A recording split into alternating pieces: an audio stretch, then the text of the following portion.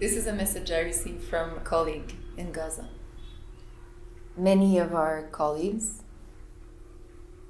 especially in the last few weeks, especially after the threat of attack on Rafah, have been sharing that they don't feel like they belong to humanity anymore. They keep reminding us that all of them, whether they are doctors, patients, anybody living in Gaza right now, have the same needs.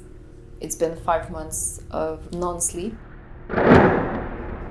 of looking for their basic needs, like having no access to water or food, having sometimes no place to even call home, no shelter, no place to sleep. They feel like they are under constant threat, they live in constant fear, ongoing stress, anxiety. They all suffer from insomnia, and then they still come to work in the morning or stay in the hospital to work at night. This is what you're supposed to do. You're supposed to save lives, you're supposed to protect from death, and yet you can't really do it. The conditions under which medical staff are working at the moment are beyond human. What they are currently facing, it's not only one horrific moment, it's multiple. It's ongoing, it's constantly acute. I think is for them very much unprecedented. Doctors are trained to, and medical staff in general are trained to see blood, to see things that are hard, that would be hard to see for most people.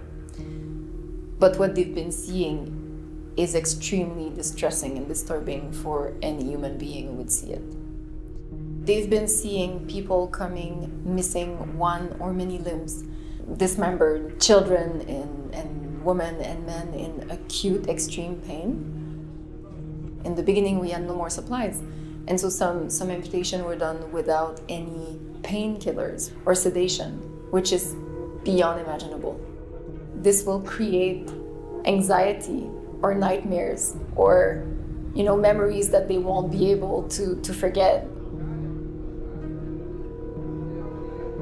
Some doctors, some medical staff receive their own people, their own family or extended family, and having to witness that and treat your own people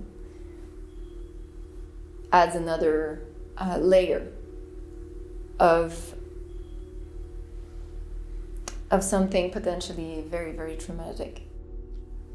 Many of them have lost multiple members of their family, friends, people they knew, places, memories. When you're surrounded and when you're experiencing that amount of trauma, to have some sense of agency or to feel like there is somewhere where you can actually act and be in action can be somewhat protective.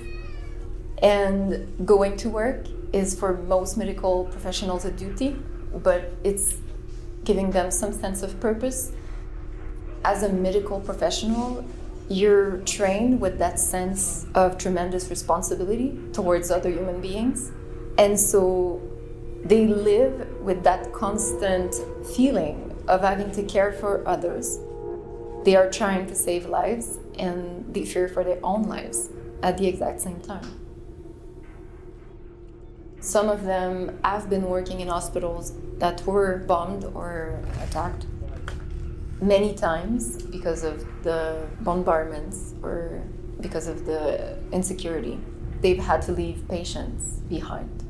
And many of them have shared a feeling of guilt for not being able to do more. We've been hearing medical staff in Gaza are heroes, and I think they surely are for what they are doing. And yet it's not a choice. They are all in survival. What else can they do? And so I think that they have absolutely no time to process what is happening to them. Survival is not a choice. Survival is not coping.